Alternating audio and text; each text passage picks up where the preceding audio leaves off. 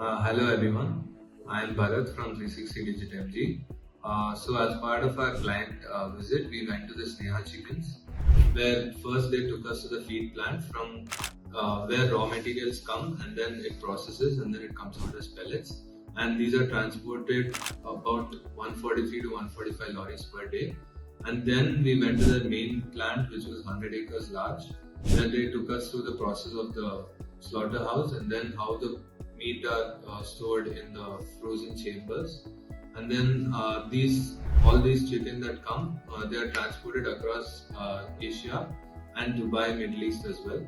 So they supply about 70% of the five-star hotels that you see in South India. They are supplied to very well-known brands such as Shag House, Pista House, uh, Paradise. All these people have different requirements, and according to their requirements, they manufacture these and then they sell it to them.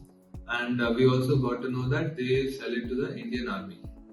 So Indian Army, Navy, Air Force, everyone get it from Sneha Chicken. It was a very nice visit. We got to know so much about the client, and we also got to know how many AI solutions that are possible to deploy into them.